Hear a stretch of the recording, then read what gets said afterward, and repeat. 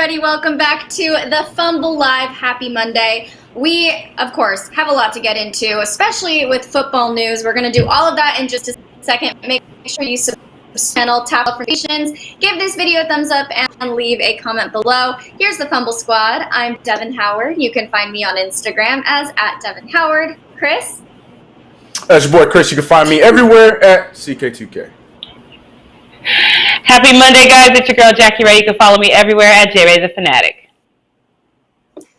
Good morning. It's your girl, Britt Johnson. You guys can follow me on all social media at I am Britt Johnson. Or good afternoon, good night, wherever you're from. I don't know. Yes, they could be all over the world. That's very true. Yeah. You guys, how was everybody's weekend? Before we dive in, did you all have a nice, relaxing weekend? I don't know about relaxing. I was until AD hit that game winner, I was not relaxing about anything. But after that, things were relaxing. Good. I know that was such a monumental moment.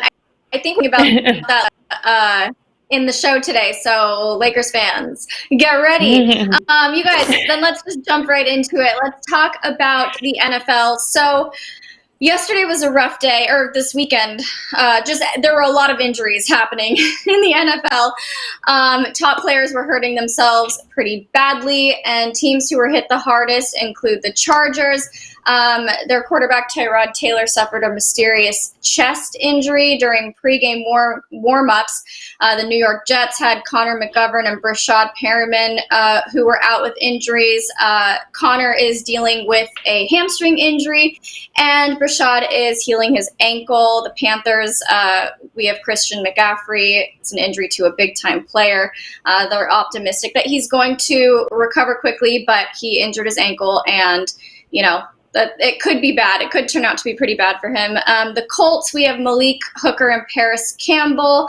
Malik injured his Achilles tendon. Paris went down with a knee injury. He didn't tear his ACL. And I think I just saw an update, and I'm not sure if this has been confirmed yet, but I think Malik may be out for the rest of the season. I need to confirm that, though. Then the Broncos, we have Drew Lock and Cortland Sutton. Drew suffered from a shoulder injury. Sutton had knee cramping, and they're added to the list of players that they are currently operating without. There's a long list of them. We have Saquon Barkley and Sterling Shepard's out with a knee injury, and the team is afraid that he tore his ATL, had a toe injury. And then the 49ers, they had several people out, including Nick Bosa and Jimmy Garoppolo. My guy, Jimmy Garoppolo. Britt, our guy, Jimmy Garoppolo. I know we both have crushes on him. So yeah, there's a lot going on here, lots of injuries happening. So Jackie, I want to go to you first. Why do you think yesterday was such an injury-plagued day for football? I mean, I think we've talked about it the whole time. I think we all knew that this was going to happen without the preseason. Unfortunately, I wasn't surprised. I know in the 49er game, they were complaining a little bit about the turf, which I haven't really had a chance to look into that too much. But again, if it is the turf, that's something you could have really kind of hammered that out, during the preseason. So unfortunately, I don't think any of us are surprised. It's definitely unfortunate. I think it'll pay off for, some teams like the backup for the Chargers looked pretty damn good. So I think, there's, and I don't think, Chris and I talked about it, luck going out. I don't know if that's a bad thing for Denver, because they almost won that game as well. They were pretty close in that one. So it's one of those things. These injuries suck, but now this is the time where you're going to find out who's the next man up. But we knew this was going to happen. This isn't a surprise at all. Mm-hmm. Which team do you think will suffer the most due to having injured players sitting out? I don't know yet. Are you asking me, or are you asking Chris? Oh, sorry, no, that was for Britt. I guess I cut out. Sorry, but I would love to hear for Britt. The question was for you. Yeah, I don't know either. And it was confirmed that he did tear his ACL, so he will be out for the whole entire season. But I mean, I don't know. It literally just depends what guys maybe were on the practice squad or some of their rookies that are going to step up. I I talked about it last week. There were tons of injuries last week too. So this is just week 2 of a bunch of injuries, and it just goes to the point that yes, Michael Thomas as well was injured last week. We had some Cowboy players get injured last week, and then guess what? This week we saw some really young rookies that I didn't think we were going to see super early. Diggs is one of them that had an amazing game on the defensive side of the ball, and we turned it around and won, So I think it just kind of depends how these rookies pan out, how anybody that's on the practice squad. I think the NFL knew with not having a preseason how much this was going to affect their active roster, which is why they changed their practice squad number from 10 to 16 for this season. So there are 16 members on the squad. So I think everybody knew, like Jackie said, we talked about it tons of times before. Without preseason, there's going to be a ton of injuries. The NFL, they always say it's not for long. They also say in the NFL, there are not winners, only survivors. So who knows who's going to be standing after even next week. So I have no idea what's going to happen. It's just basically how deep your bench can get and how good your bench is in the first place. So yeah, we'll see. But I mean, I think it's the silver lining is there's going to be players that we're not on teams that now could make a splash. Eric Reed probably is going to be getting a call come into this week, and several other players. So it turns out.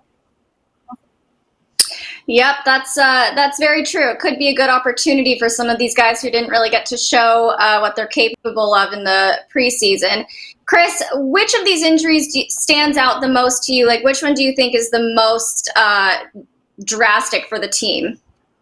Oh boy, I don't know if I can point out one because I feel like the majority of the injuries were a lot of stars. I think that's why it's such a big deal. Like the names you just named, you didn't even name Saquon Barkley. Like these are names, like big name players that are missing time, and I think that's why it's like there's no one that can pinpoint. Malik Hooker is like the heart and soul of that Colts defense, and it was confirmed that yes, he will be out for the remainder of the season. So it's like, yeah, a lot of these names, and even combining this week with last week, like the George Kittles and the Michael Thomases and stuff like that. Richard Sherman, and yeah. Exactly. That's what I'm saying. So they're all big names. I think that's what makes this even it's not scary, but scary but not so scary, because like we said, it was to be expected because you're seeing the injuries, and there's a lot of knees, a lot of Achilles, and these are all things that with, warming up and with preseason could definitely have helped prevent this, especially with some snaps. So I don't know if I can really pinpoint one. I think I would just say Saquon for the fact that the Giants don't have a damn thing else on that team. Yeah. And Saquon Barkley is definitely the team when it comes to that. I mean, Daniel Jones is doing well for his second year and whatnot, sure, but at the same time, they don't really have much else going on for the team. So for them to lose that on top of it, yeah, that's gonna be rough for them. So yeah, it's just a combination of crazy. Shout out to fantasy football people though, because all these injuries this week blew up my fantasy football. I survived. Just George Kittle was my only hit. I'm out. I'm not doing it. I survived. Oh man. You guys had to replace people that they don't even know who their name was. Their name wasn't even on the list of like picks in the first place. Shout out to Jonnu Smith, baby. Hey, that's what happened with me. Shout out to Jonnu Smith. The guy that I was playing it with actually had what's that guy's name? The quarterback Justin Herbert. He actually had him on his bench.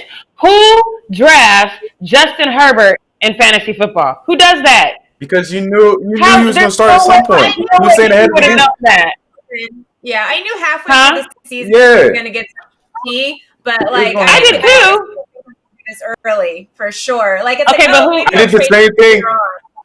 I did the same thing with Baker Mayfield when Tyrod was in Cleveland. I drafted Baker Mayfield, and then when they switched up, I needed a quarterback. I already had Baker on my bench, and that season Baker Mayfield killed it for me. So I guess I'm just surprised that anybody drafted a quarterback from the Chargers, period. Like, that's just not the organization. I mean, Tom Brady's on my bench, and I feel so good about saying that. Tom Brady is on the bench. It just brings such joy to my heart to be able to say that. Jackie, I love that. Let's jump into this second need-to-know news story. Ty Lawson has been banned for life from the Chinese Basketball Association after making what people feel are inappropriate Instagram posts. So he shared a few stories over the weekend about Chinese women. He said that he needs to, quote, switch up his stance on Chinese women because they got cakes on the low. then he posted a video of himself getting a lap dance from a Chinese woman with the caption, YOLO, I guess. The CBA took his posts as discriminatory, and as a result, his team decided to release him, and he was also hit with a lifetime ban. Reactions online were pretty shocked. People were saying he got banned for complimenting strippers. I saw one tweet that said the horny police were called. He ended up responding on his own Instagram story saying, quote, "All right, I was told not to address this, but I don't know, I got to stick up for myself. I'm probably the least racist guy you have ever met in life. I have fun with everybody." I think he was just being himself, so I can't say that. I can't say he should have known better. He was just Tyler Lawson was just being himself, and I had no problem with that. Just sucks that maybe he probably should have known, but at the same time, like, he's just being himself, and he I don't think he said anything bad. I mean, if anything, she probably was like, "Oh, thanks," or I don't know, but like, I don't think he should have known better. I think that's just him being him, and just sucks that that's just not how that flies over there.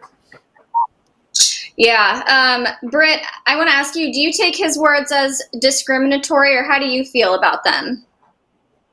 Well, the league actually like let go of him because like more like they said it was just detrimental to their organization and their team or whatever, which is like the legal term for why they let him go or whatever, and banned him from the Chinese Basketball Association for forever.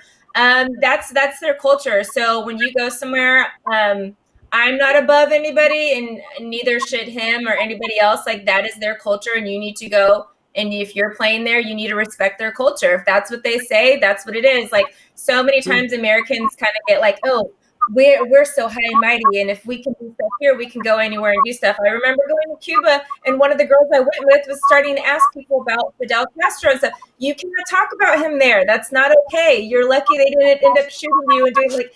When you go somewhere, you got to look up their stuff. You got to figure out what their rules and laws are, and you have to abide by them because you're going to their place. You are not better than anybody else. You can't decide your own rules. Their culture does not accept that.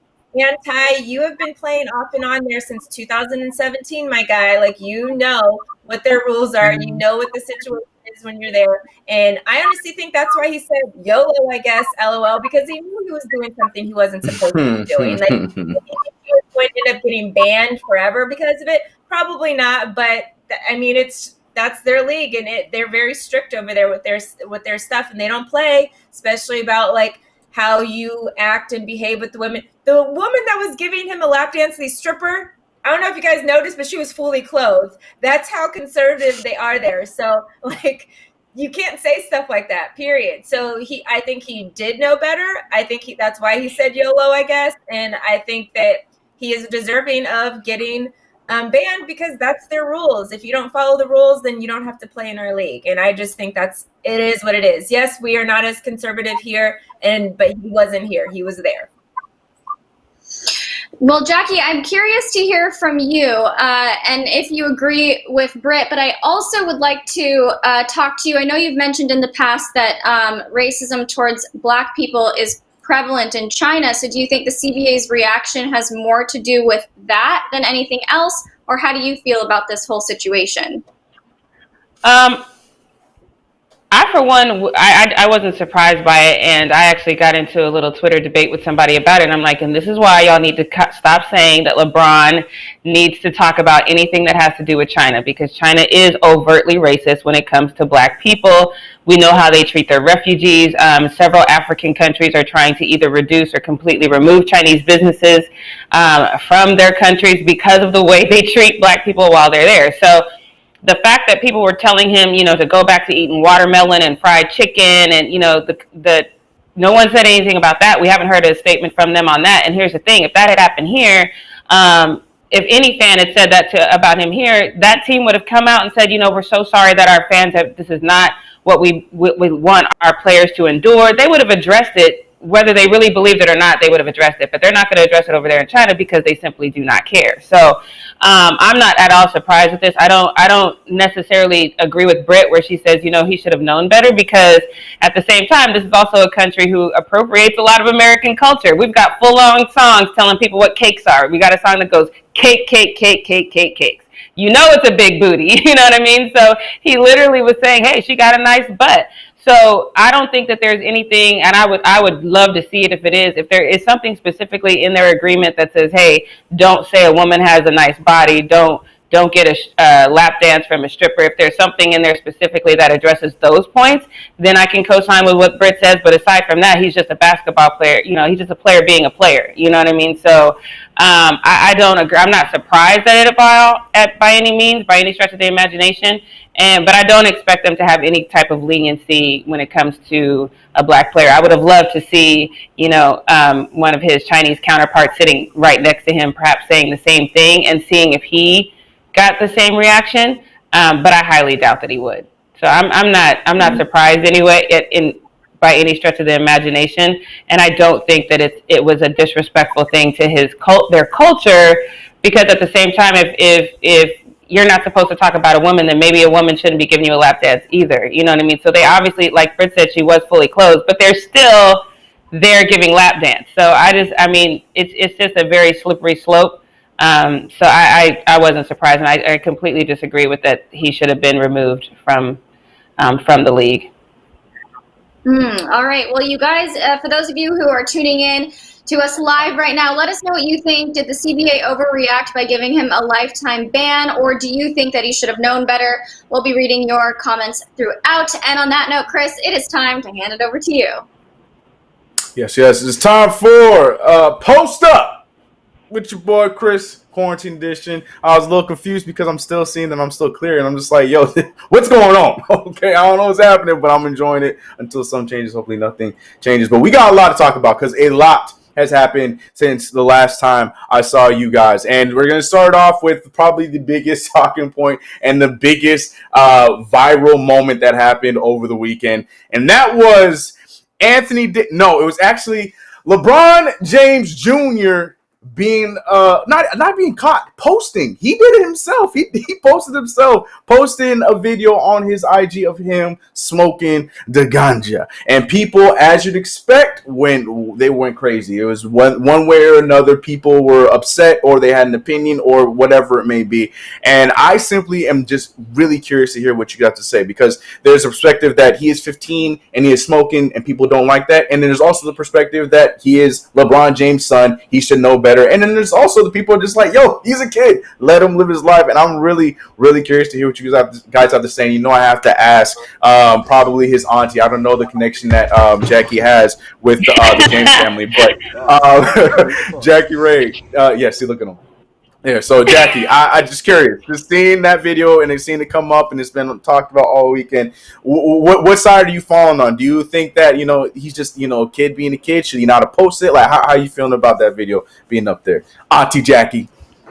I love this. I love that I get to be Auntie Jackie to Bronny for a second. Okay, I love this. So if I was his auntie, I would tell him, look, you know, well, first of all, we have to have a discussion, because I'm not anti-weed. I think we've talked about this before. I probably, as his auntie, would have a little bit of concern that you're 15 and smoking, you know, because do you understand what you're doing? What's your reasoning for smoking? Like, I'd have to go through all of that. And then once we got through all of that, the main thing I would tell him, like, you can't put every single thing on social media. Everything is not meant for social media. Some things that might be cool, I don't know if LeBron is cool with it. I would lean on the side that no, he's not okay with his 15-year-old son smoking weed, especially when his 15-year-old son was adamant about the fact that he did not want to come to the bubble, and now you out here, you know, with no parental supervision smoking weed. So I would lean on the side that he's not okay with it. But if we did live in a world where LeBron was okay with it, then I would have to really tell him everything is not for social media consumption. Some stuff is just meant for you and your friends or whatever. But, you know, you don't have to put every waking moment on social media, because people still are triggered by weed. He could have been 32 and smoking weed. Somebody would have said something about it. I don't think it would have been as intense, but people are still triggered by weed in a lot of aspects. So everything's not meant for social media. Yeah, 100%. Devin, I want to come to you for this because, we know that Bronny is, his own. He's proving or trying to be his own self. Like he's trying to come out of the shadow of being, everything dad does, I have to do too. But in that same breath, him, doing a lot of things out of the ordinary, the TikTok, because, it wasn't around when LeBron was, his age and stuff like that. And a lot to what Jackie had just said, a lot of the stuff that he does, once he got his Instagram, he had no problem posting posting whatever it is on Instagram, posting, him on TikTok with girls and, now seeing this moment with him in the week. Do you agree with Jackie in this statement that, maybe, he should probably be bringing down the Instagram or just social media posting, even though we know he's 15 years old? Or do you think he's just a kid being a kid regardless of his the viewership that he has? I think, well, first of all, I do want to say it's not revolutionary or outrageous that a 15-year-old is experimenting with weed. But I do think when you're the son of an NBA superstar, you have to realize that when you're posting on a public forum, you're opening yourself up to a lot of criticism, not only yourself, but also your family. So right. I think that Bronny probably be a little bit more mindful about what he shares on Instagram. I think the TikToks with the girls, whatever, that's fine. But smoking weed, even though it's legal in California, he's 15, so it's still not legal for him. So he probably just needs to be a little bit more mindful about what he's sharing. So I agree 100% with what Jackie said about some things not being meant for social media. But I also don't think people need to be up in arms about this at all. It'd be worse if he was like getting blackout drunk or like doing other drugs. Weed, it's pretty mild. Mm-hmm. And to that point, I do want to bring it to you, Britt. So just the taboo that is still unfortunately around weed, because of that, and also with this age, do you find a problem with seeing LeBron James Jr. or Bronny or a kid that's 15 years old smoking weed online who is trying to be an NBA superstar? Do you think this is something that's going to affect him in the future, whether it be with colleges or whatever he wants to do? Do you think that's something that could bite him in the butt? Yeah, you're putting a target on your back, because yes, whatever, it is legal in some places. It's not legal in any of the leagues yet, besides hockey. So you can't just smoke weed and go to the point where now you're playing at NCAA school, whatever he decides to do, and then not expect to get tested more often than normal people would because you've already been posting that you smoke weed. So now you just put a target on your back and giving people reasons to look at you more, investigate you more, this, that, and the third. And again, it's not legal for a 15-year-old to smoke weed anywhere. Really, it's not. You have to be over 18 to purchase it. So what he's doing is illegal, So I just think you need to be very careful with doing stuff like that because you do put a target on your back. And there are a lot of people that don't like the James family. There are a lot of people that like the James family. And I think for the people that don't like, they would love to see the whole family be broken down and something happen and whatever this and now, okay, search the house because both of the parents are not at the home anymore. And are we going to find a giant stack of weed in Bronny's room? And there's so many things that can happen. There are literally people that have gotten arrested off of posting dumb stuff on social media. Like cops look at that stuff now. Schools are going to look at it. Future, and mind you, Bronny doesn't ever have to have a job if he doesn't want to. So I guess that's the other side of it is like maybe he doesn't care because he's Bronny Jr., but I think he should care is what I'm saying because if he wants to be his own man, he needs to start coming into his own, and doing this is not going to help that. It's just like something for people to talk about. That's not positive.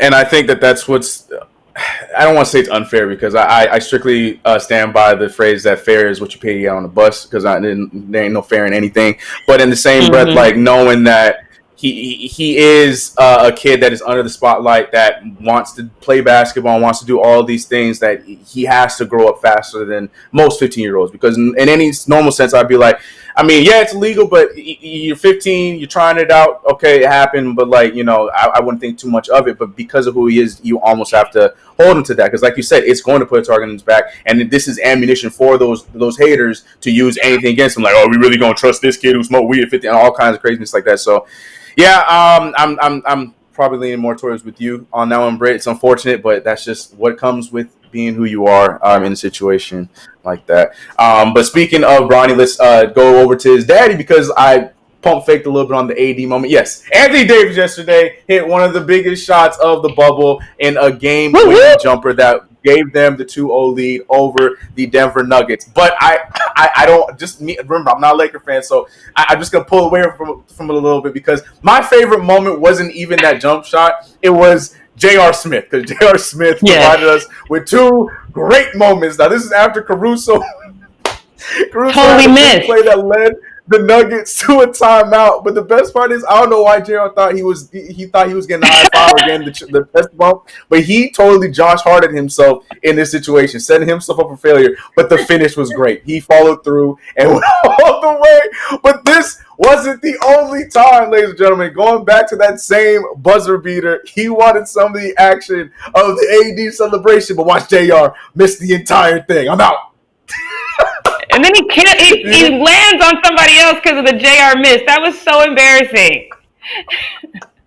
Can we see the flyby one more time? Just how gracefully he just flies by this JR like, AD! All right, never mind. And he's gone to the point where now this is my new background on my computer right here. Just look at JR and his really? self. Stop it. I love this so much. He looks like he's ascending to heaven, like somebody's being beamed up. That's what he looks like. That is crazy. Oh my goodness! And I'm so mad that I honestly didn't catch it real time because I was just as hyped as everyone. I was just like, "Whoa, AD made a clutch shot. Let's get it. Oh, that's crazy! Boom, boom, boom!" And then I go on Twitter like an hour and a half later, and I'm seeing all these J.R. Smith memes, and I started rolling because it's the funniest thing.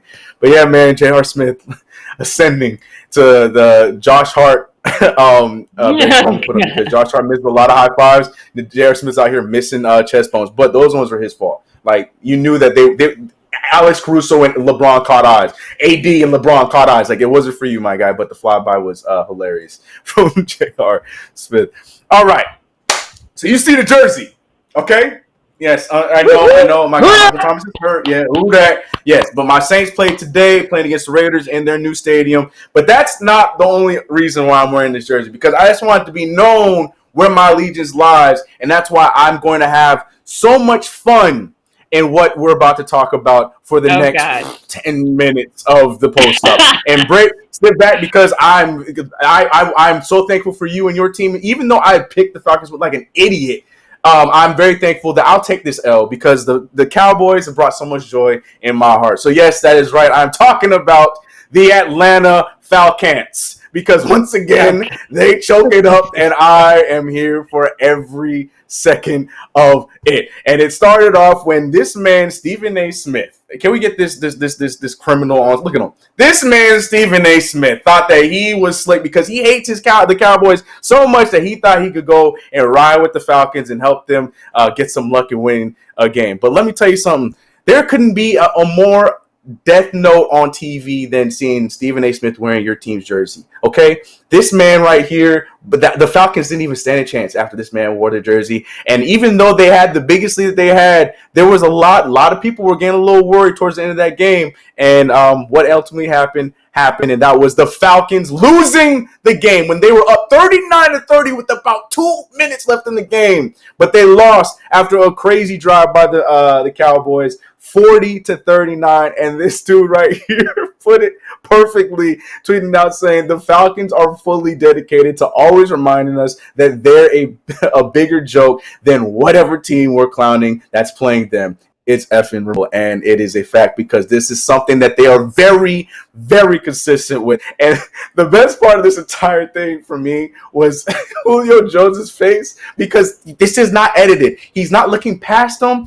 nothing else. And it's at the point of the game where it's happening. It's just a perfect screenshot from the game, and it's Julio Jones looking at Coach Dan Quinn in so much disbelief. Like, I cannot believe that we're in this position. And it was 100% because of Coach Dan Quinn. Dan Quinn can't even look at him. Like, he could feel it. I know he could feel the heat on the side of his face. And he's not going to look at him. But Julio is... and hashtag Free Julio was actually trending after that. But look at it. This picture is just a masterpiece. 39-37.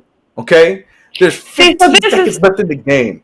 No, I'm not. Hold on, Jackie. Hold on. I'm gonna let y'all speak. I definitely want to hear Britt. I want to hear what you have to say because I know you we Saints fan. But hold on. Let me hold on.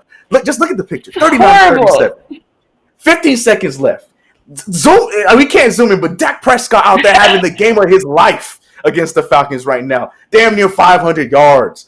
Out here making remarkable throws to Michael Gallup, even though I was playing against him on my fantasy team. So screw you for that, Dak. But at the same time, I'm happy about it. I'll take it. I'm loving all of this. So, Jackie, yes, please, enlighten me with what you were going to say before I move on to Britt.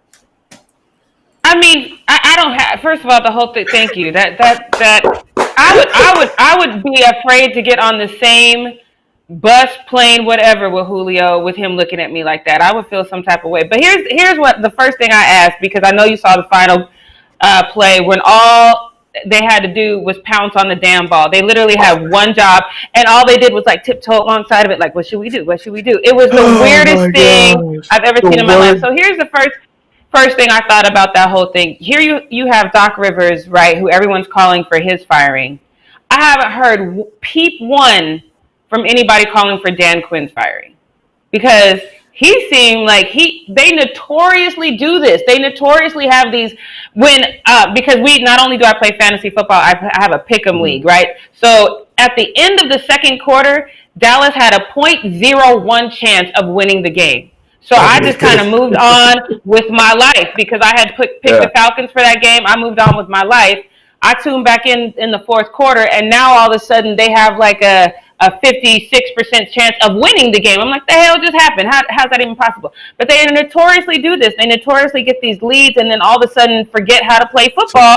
But I've never once heard of a Dan Quinn firing, and I need someone to help me understand that, because I don't know. If it'll make you feel better, if I gave you my login and my password to my Twitter, you will see that it is all throughout my timeline. It is everywhere I saw. A lot of Saints fans are talking about it. It was damn near trending for me.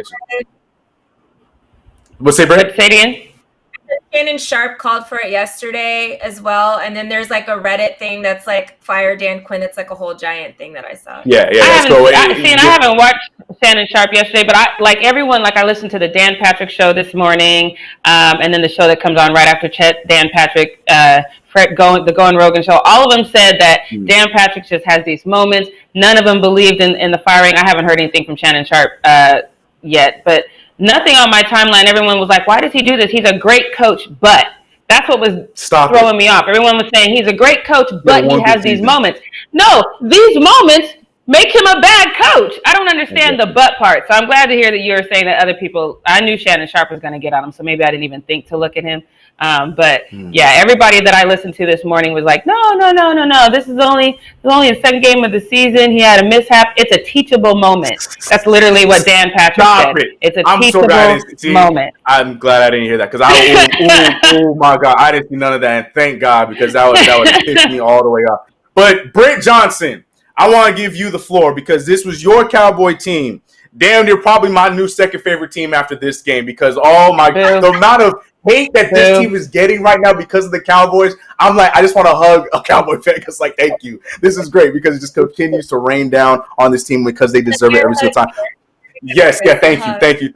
You want to say thank you, Britt. Thank you, Britt. But please come to me from the Cowboys fan perspective, because I was excited just because I'm watching the Falcons fail. But I know it had to be hype, because I have some Cowboys fans as friends that were hyped up about it. I can't believe this.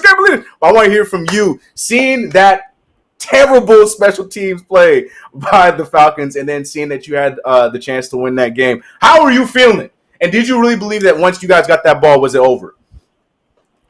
So I am just going to give all honor and glory to the Lord, because yesterday, at the very beginning of the game, and I'm just like, I don't want to watch this game. Like, we're down 24/7. Like, my heart can't take it right now. I got to go watch church anyway, because it was the morning game. And so I go watch a service, and my friend sends me this other sermon, and I'm like, okay, I guess I'm just going to do 2 sermons in a day today. So I start the other sermon, watch both of them, and then I'm like, oh, okay, I guess let me put this game back on. So then I'm just like, wait a second, what just happened? Like, how are we catching up? And even then still, less than 5 minutes left in the game, and we are still down 3 scores. Like, I know you said 39 to 31. That was 2 minutes. But we were less than 5 minutes. We were down by 3 scores. You know, so I'm just like, okay. But as a Cowboys fan, I always put like, well, if we do this, and all we got to do is do 2 like successful onside kicks, and then like, you know, like I have all these scenarios which never work. You know, it's just like right. Into the game, I always am just like, oh, we have less than 30 seconds. Yeah, we can score twice, you know, like all this kind of stuff. I always do that because I'm like probably the most optimistic fan ever. If not, I wouldn't be a Cowboys fan still. You know, like we haven't won since '95. So I'm optimistic, but I'm just like, ugh. But I really believe it is because I watched church for 3 hours yesterday. So he directed your prayer. Prayer for a long time, and he finally heard this one. So yeah, it was like amazing. Literally, I'm part of like the Dallas Cowboys has like a fan club in LA, so I'm part of the group, and so literally everybody was like blowing up in our like chat or whatever, like, what? How does this happen? Like, you know, it was literally amazing. Like, and how many times do you successfully see or a successful onside kick? Hardly ever. Like. Ever in football, period, you know? And then does it end up turning around to actually make you win the game in the final seconds of the game? Like, no, you know? And Not it's like, time. We have it's like a 46-yard field. I'm just like, oh, I don't know how this is going to turn out, you know? Like, because we've missed or made a lot of field goals that have been the deciding factor in if you guys have ever watched it, that is very true. And it's always those games that we don't know. So it was literally like I needed this moment. It was great. And so thank you, Falcons, for making me feel better. I love it so much. Oh man, yes. See, I had to hear from you. I was like, oh, I know Britt's gonna be happy tomorrow. But I'm not done. We're not done with the Falcon slander just yet. Because oh man, this guy, when it comes from their own, I am a fan even more. Now, this guy right here was a Falcons fan, and he has had enough after yesterday, and he wrote out a professionally typed out letter to the Falcons expressing why he will be leaving and he will become a free agent after last night's game, and I am here for all of it. He put out this tweet saying, "Today was the last straw. Please respect my decision. I'm open to team recruiters. Thank you, the Dallas Cowboys and Dak, for helping me come to this life-changing decision." And look, he posted this whole, if we can get the whole thing up, he posted this whole professionally, like, resume-esque, like, this is a perfect letter, and he even signed it himself. Like, it wasn't just typed up and then wrote it. No, he signed it. This is real. And I really hope he did send this to the Falcons, but I do want to read one part. Never again, though. Never again. Not with love. Oh my gosh.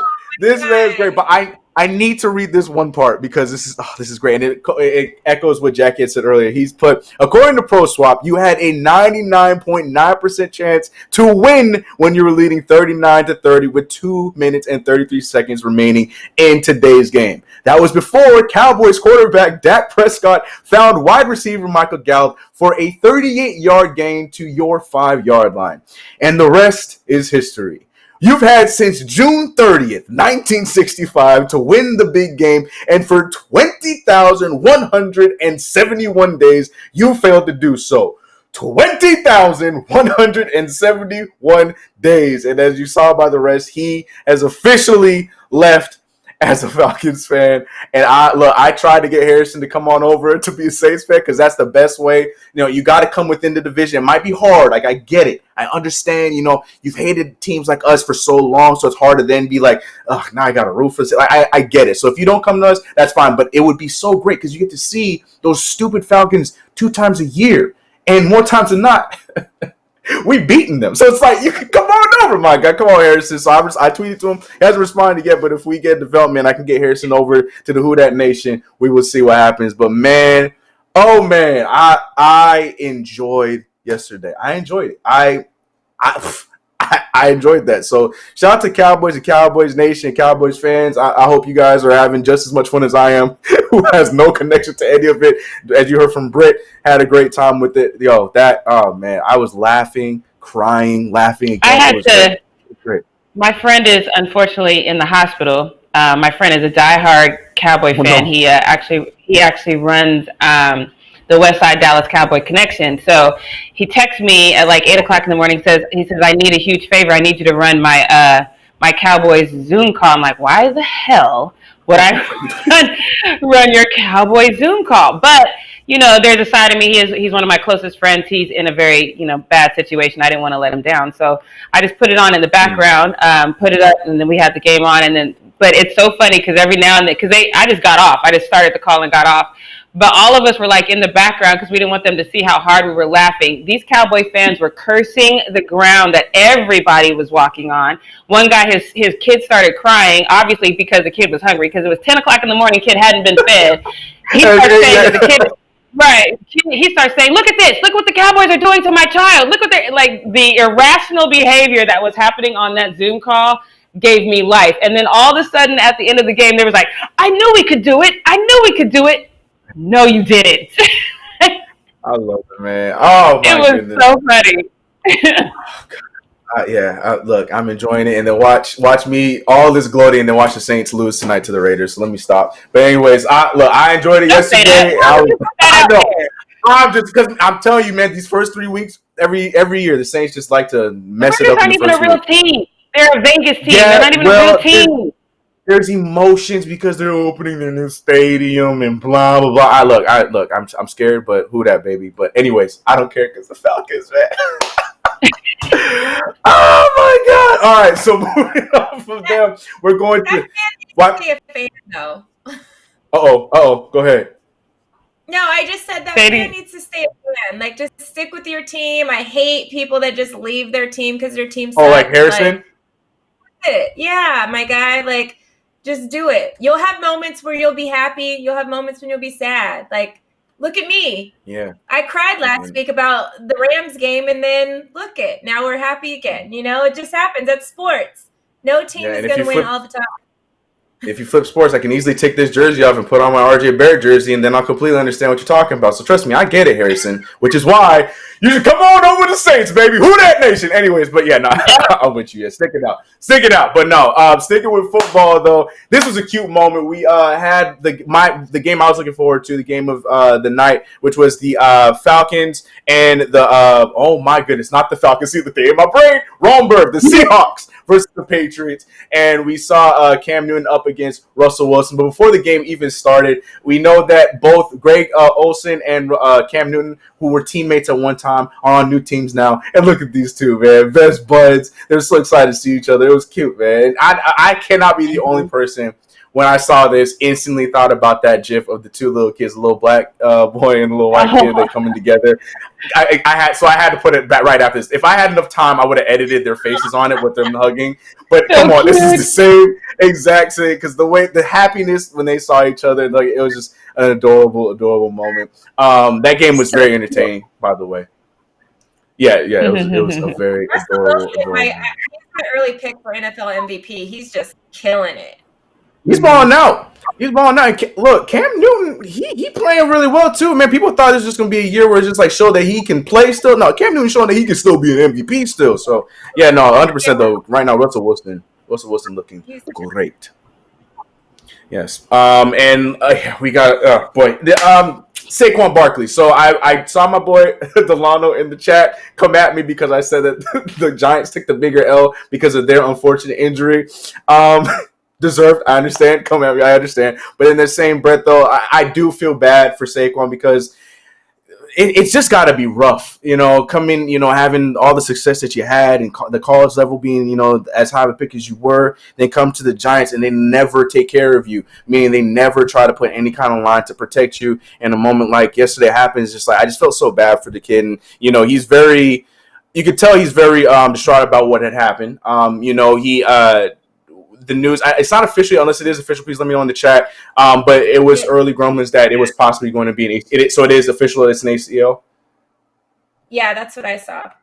Ah, damn. Well, there it is. So he's most likely going to be missing the rest of the season because of that. But Saquon went to his IG and he deleted everything, all of his posts except for the one post that was a tribute to the late, great Kobe Bryant. But he completely just cleared it all off. And I'm seeing that as just to let you know that it's time to work. And he is focused on one thing only. Not worried about the past, not worried about what's going on. It's time for the next thing. And I hope Saquon comes back stronger and better than ever. And hopefully the Giants can put some protection in front of him so he can continue to have a long career. But, man, ACL and this dude, yeah, it's rough, man. To have his name being a part of all those injuries that we named earlier was rough. I feel bad for Giants fans and definitely for Saquon Barkley in that sense. But yeah, so I want to pivot back to basketball because speaking of fandoms and fan bases, we have to talk about the Lakers fan base. And just a little shade, not too much shade, but just a little bit of shade because I got a lot of Laker fans come after me because the Knicks put every player in Photoshop every player in the Knicks jersey, blah blah blah blah. When the Lakers are just as guilty, and this right here is a pretty close resemblance of it because we saw not too long ago Jason Tatum had come up to the one of the Boston Celtics games in the bubble wearing a Kobe Bryant fit. He had the Kobe Bryant shirt, had the Black Mamba pants on and whatnot. And Lakers Spin over here did a great job spinning this narrative by saying, man, if a Laker came to a playoff game dressed in Celtics colors with the Larry Bird shirt on, we would burn this app to the ground. He can't wait to leave Boston. Love that spin. I get what he's doing. Like, that's a good job starting the conversation. Like, I can't hate it. Like, I do a lot of Knicks stuff and everything, so I understand what he's trying to do. But man, that last one, that he can't wait to leave Boston, I was just like, But then it gets better because we had this person right here who is a big fan of a Lakers spin who responded to him saying, same energy. They both want to be Lakers so bad, and we're going to make it happen. And that was Devin Booker wearing his Kobe Bryant, Laker shirt on, and people are turning it into what they're turning it into. I mean, obviously, we do know that both of these players were extremely close and also looked up to Kobe Bryant, but nonetheless, they spun it to be what it was. But this Jason Tatum fan was not having it. He was pissed off that people are turning it into what they turned it into, and he responded to him with this, and I thought it was a pretty good clapback. He put Kobe in a Bulls fit, Tatum in a Bulls fit? That means that he wants to join the Bulls, right? I'm just saying. I mean, Kobe did. I mean, there was the rumor that Kobe was going to be wanted to be traded to the Bulls, so I mean, you can have that, whatnot, but it didn't happen. But nonetheless, the same Jason Tatum in the same bubble as you saw with the mask on. Jason Tatum came out with the Michael Jordan fit. So I mean, does that mean that the Bulls should also be excited too? I don't know. There's a little shade right there, but Jackie Ray, talk to me. Do you think that Lakers Spin was definitely trying to spin this narrative and spin this story to make us believe that there's actually a chance that Jason Tatum's coming to the Lakers, or are you buying the hype? This is ridiculous. We know what Kobe meant to this entire nation. This is stupid. I mean, come on. I wasn't even. I actually know people who hated the Lakers while Kobe was playing on it, and all of a sudden they have all this Kobe gear because even though I know two of them were actually Kobe haters, but not like they hated Kobe the man. They hated that Kobe would always beat up on their team. You know what I mean? But they respected who he was, and they even cried when. So it's totally different. Larry Bird is still alive. You know what I mean? We just did a story not too long ago about him looking like the potato. So it's not the tomato. It's not even the same thing. You know, if you wear it now, then maybe that says something. Like if Danny Green walked in a Larry Bird outfit, I would encourage that. But then that would mean something. You know what I mean? It doesn't mean anything when we do a Kobe one. It's silly. Mm-hmm. And then Michael Jordan is just the GOAT. So it's understandable that Kobe at the time was wearing the whole Michael fit, and you knew what Michael meant for Kobe, and same thing for Jason Tatum. You know, he is Jordan Brand too. On top of all that, so yeah. All right. And I want to move now to LeBron James for these last two. LeBron James, who we talked about with this whole MVP thing and Giannis Antetokounmpo getting that MVP. We know that we had some on him that were leaning more towards LeBron James. And there's a lot of people that were leaning more towards LeBron James. But LeBron James finally spoke out on the fact that he only got 16 votes, 16 first place votes for the MVP ballot. And he actually, he was very straight and to the point. Here's what he had to say about the votes that he got for MVP. What did you think of the results? Pissed me off. That's my true answer. It pissed me off because out of 101 votes, I got 16 first place votes. that's what pissed me off more than anything. Not saying that the winner wasn't deserving of the MVP, but that pissed me off.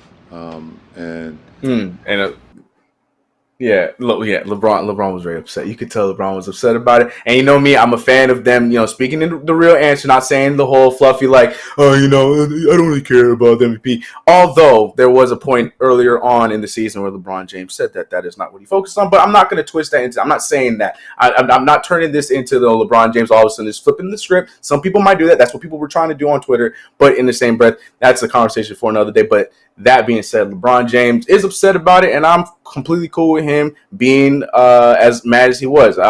16 votes. I thought it was a little bit closer, to be honest, personally. So I hear LeBron James, and I have nothing to say against what you said about your how you feel about that. But last but not least, LeBron James was out here talking trash with some of the kids in the bubble, specifically Dion Waiters' kid, a.k.a. Lil Cheese, because they call Dion Waiters Philly Cheese. So Lil Cheese was out here talking trash with LeBron James during pregame warm-ups. And after LeBron was claiming that he had hit 96 threes prior to Lil Cheese showing up, he wasn't buying it. And when he finally missed and had an excuse for Lil Cheese was not playing along. And this whole video is hilarious. So here's that video.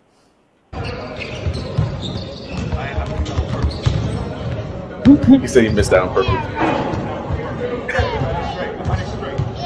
missed that on purpose, so you think I'm human. I don't need to call the feds on me. He said I missed it on purpose, so you can I'm human. I don't need you to call the feds on me. LeBron James talking trash with a little kid is great. But on that note, that's it for me on Post Up, and I just want to say, Falcons, you blew it. I'm done. That's it. That's all I got. I'm done. I'll stop. Chris, I have never seen you more happy than I did. I know. This is the best Chris has been in ever on the Fumble Live. Chris, it was my team that won. I Oh, all right, well, Becky, tell us what we not gonna do. All right, guys, I'm gonna speed through this one. So look, fun fact though, if you haven't been inside of Jerry's World, trust me when I tell you, I think it is football heaven. I have a reporter friend that's been inside SoFi, and he says that it's 10 times better than Jerry's World. I can't confirm or deny that because I haven't been in there, but Jerry's World can hold 80,000 people. However, with the standing room only section at capacity, the stadium can hold 105,000 people. Tickets right now for the nosebleed seats for the Eagles game on December 27th are $89. Tickets for the standing room seats are about $149, but it is closer. It's a little closer to the action. But unlike most cities that are going with no fans or just very few, we saw the Cleveland Browns only had 6,000 fans in their entire stadium. Jerry Jones wants to be at 62% capacity in Jerry's World, so that's around 50,000 people, and he can do it because he has the blessing of the Republican Governor Greg Abbott, which is hilarious because a lot of you guys might not know that Greg Abbott went to the White House to meet the Donald, and right after the Donald's personal valet tested positive for the coronavirus, neither one of them wore their mask, and they didn't even recommend that other people around them wear their mask. And we know that the Donald has never taken the virus seriously, which is terrible considering how we've suffered as a nation as far as that goes. So the fact that Greg Abbott is friends with Donald Trump makes it easy to understand why he is approved. Texas is a lot more open than a lot of us, and he gave Jerry Jones his blessing to meet the 62% capacity. But if you go to the Texas Health and Human Services website right now, of the 254 counties that they have, only 251 are actively reporting their cases, and they had 2,241 new cases on Sunday. 45 people died on Sunday from the virus. As of yesterday, they also had 688,534 confirmed cases, and in total, over almost 15,000 people in Texas have died from the virus. So technically, if you break that down, that is only about 2% of the population in Texas that are dying from the virus. But I don't know if that would put you in a position to say, hey, let's just move forward. I would think you would want to keep it low and maybe not allow this many people in the stands, but that's not what happened. Jerry Jones got the approval to have the 50,000 people in the stands. The only reason that they didn't is because SeatGeek was so overwhelmed by the traffic. There was the season ticket holders got to get their game by game tickets first, and they ended up basically destroying the system, so the process was suspended. So Jerry Jones ended up with 21,708 fans in the stands. So I think Leo has some pictures up here. So that's one of the pictures from the day. There's another picture that I sent that there's a lot of people in there don't even have a mask. Then there's the other crazy thing. The Cowboys cheerleaders, I don't even know what the hell she's wearing her mask for. This is ridiculous. But the Cowboys cheerleaders, they only get paid $12 an hour for practice, $400 per game. So that's a little about over $4,000 for the season. I don't see why they would want to put themselves at risk. We see the blonde, she doesn't have her mask on right, and everyone else is just a hair flip away from theirs falling off. And then we already saw the young lady that doesn't have her mask on at all. So I couldn't get the pics from the standing room only stands, but those areas were packed. There was literally arm to arm. It was crazy. And here's the other thing. Cowboy fans will travel. So I would bet my last dollar that a lot of these people, there was some Atlanta Falcons fans in there. I would bet my last dollar that a lot of these people do not live in Texas. And so Jerry, for next week's game, for the October 4th game, he is anticipating getting another 28,292 fans in that stadium. There was already a lot of people in that stadium. And I forgot to mention all the concession stands are open as well. Not to mention the tailgating is approved. So they have hundreds of people tailgating. I personally think the county would be better off. Let me just say this differently. Okay, so I know a lot of you, I've seen you guys in the chat saying, Demon 45 for 2020, and I get that. And I personally think that the country would be better off without a misogynistic, racist, homophobic person and his followers even existence in this country. But just for those of you who are pro Demon 45, perhaps don't let your pride put you at risk, because we still don't know the long-term effects from this virus. The CDC is already saying that they know for sure that it's going to cause heart conditions. They've already seen that long-term effects can cause cognitive conditions. And that's what we know right now. So no matter what your thinking is, this is just a game, you guys. I understand that our leaders are making it okay for us to go out there and be in close proximities to people we don't know, to cheer on our team. And I bet the players definitely appreciated it. But I would just implore you guys, safety first. This is insane. Like, I cringed when I saw this because you don't know these people. So Chris, I want to go to you because I know you watched the game and I know you saw some of the pictures that we flashed up there. These are a lot of people who don't know each other. This almost looks like a regular game, and by the time he gets almost another 30,000 people in the stands, it is damn near going to be a regular season game. What message is this sending, and would you be comfortable enough to go in there? Well, I wouldn't be comfortable enough to go in there, but I mean, I feel like we were kind of being like told that this was going to happen, weren't we? I mean, it was seeming like he definitely said it. But the only reason, Jerry's always going to go towards I want fans in the stands, but technically he wouldn't be able to do it if the governor hadn't given him his blessing. He had to go through the governor to make this happen. And again, the 2,000 people died in Texas on Sunday while these 21,000 fans were in the stands. So I just don't know if now is the time, when we're just starting to curb these numbers. I don't know if now is the time to have all these people in the stands, especially from all over the country. Cowboys fans will travel. Exactly. That's the one team for sure, especially in the NFL, that will travel. Like, I guarantee you a lot of those people probably aren't only from Dallas that were at that game for sure. It's something it's a fine line, and it's a dangerous game to play for sure from the jump. I mean, if it was up to Jerry Jones, like we said, he would have had a full stadium, and even for them to be allowed 21 and almost even more than that is crazy. I don't know, but again, it is Texas. So that's another thing where I don't know how to feel. Yeah. I'm just gonna say, look, you guys. I know some of you guys out there are kind of on this whole Trump train, and like my mom used to say, just because your friends have a first class seat on the moron train doesn't mean you have to purchase a ticket. So maybe just be safe, you guys. That's all I got. Yeah, and now it's time for Britt's takes.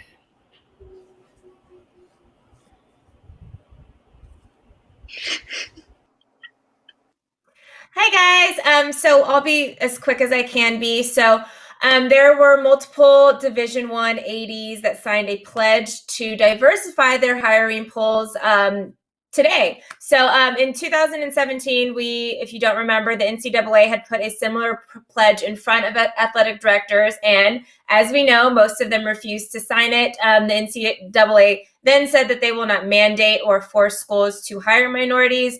But now we're in 2020, and there has been a new pledge that has been presented to all of the D1 schools. So the pledge basically promises that schools must have a finalist pool that includes at least one candidate from a traditionally underrepresented background, which that can include minorities as far as race, and it also includes females as well, and then one non-diverse candidate. So they're basically trying to create a fair interview process for all candidates, which means it's designed to give minorities more opportunities while trying to avoid being labeled as a token candidate or a token selection, by making sure that they're still including non-diverse candidates as well in this process, and not saying like, oh, well, you have to have X amount of Black people that you interview, like instead of doing it as before, which was a percentage of, or not a percentage, an actual like number of the whole entire thing. So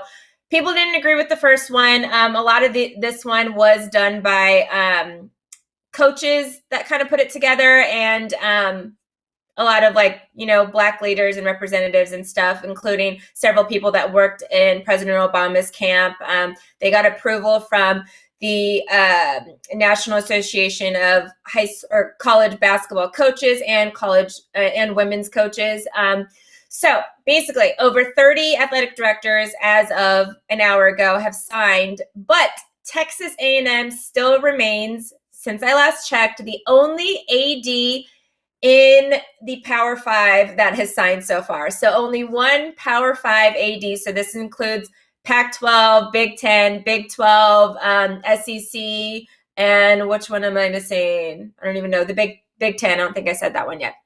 But yeah, so it includes, or the ACC, that's the one I was missing. So it includes all of those schools. So basically every top school you can imagine, only one athletic director has signed it, and that is the athletic director for Texas A&M. Also, even though I'm saying the athletic directors haven't signed this petition, this is just an opt-in kind of situation. It's not mandatory for athletic directors to sign. It's just a commitment that they're going to make to be more diverse moving forward. But tons of college coaches that are part of Big or Power 5 have signed it, have like started backing it. Ohio State men's basketball coach Chris Holtmann being a big one that has decided to back this. He told ESPN this morning: the CCDP, which is this petition, helps create total equity in the hiring process by giving every candidate a chance to have a seat at the table. This is a solution-based initiative intended to increase diversity among the final candidate pool.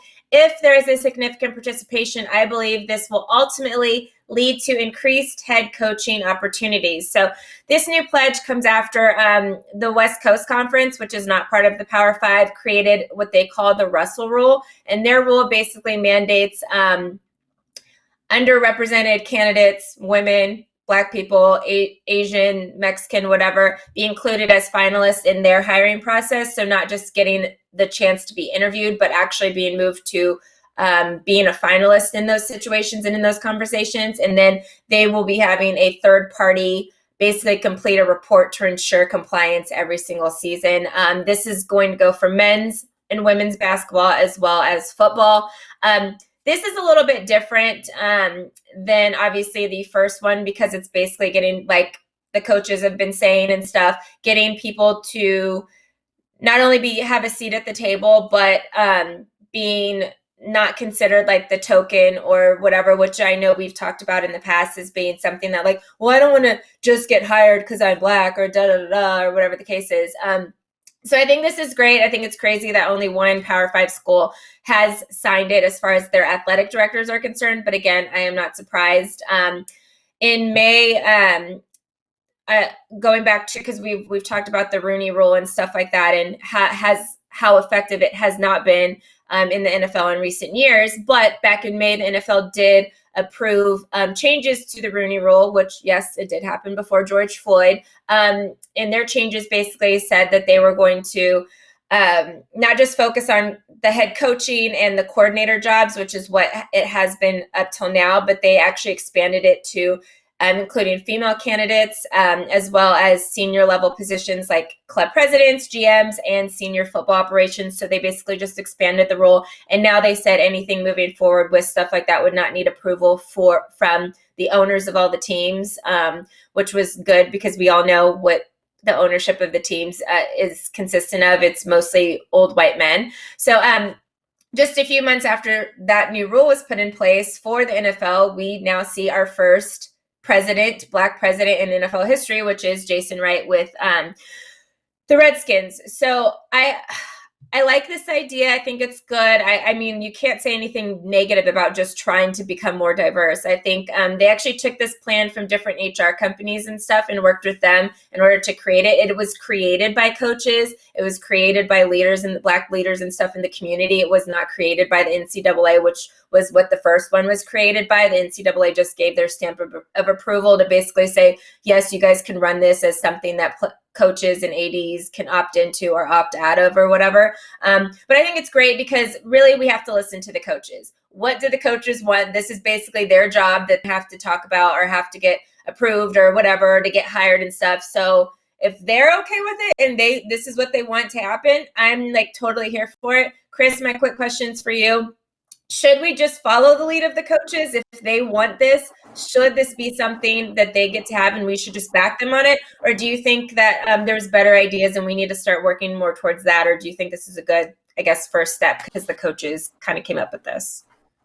I always think that there's more that you can always add on, but definitely I'm cool. Like you said, I'm cool with going with the coaches on this for sure. But I mean, just like anything else, you go with that, but then still look to hopefully add on and, still come together and come with other ideas. Yeah. So I would go with the coaches though. I mean, with what they have initially, because I myself don't have a problem with it. I think it would be a good start for sure. But I'm always here thinking that you should always conversate and add on and do more to it. So I think, but initially, And I like the idea of having a third party be the one that reports and kind of like figures out like, is this working? And they're the ones that are then going to kind of go with like, okay, we need to change this or how we can do this to see if we can better or make this a better situation moving forward. So I think this is a good start.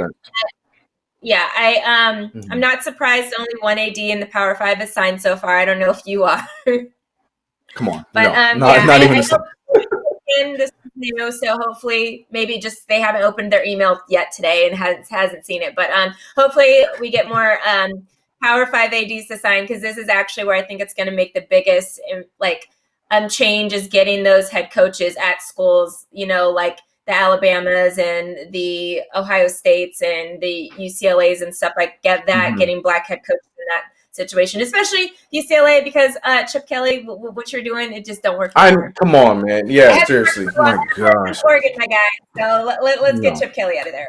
But that's it for Britt's Take today. Thank you guys for staying with us an extra 10 minutes to check it out.